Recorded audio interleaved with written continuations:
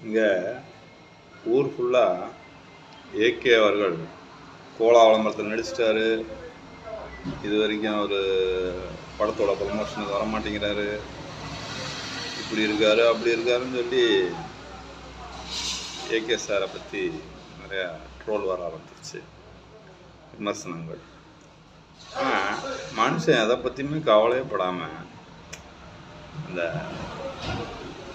தலைன்ற வார்த்தைக்கு அர்த்தம் கொடுக்குறாரு. ஏன்னா அது தலையில் வந்து கணமே கிடையாது, அதான் தலை.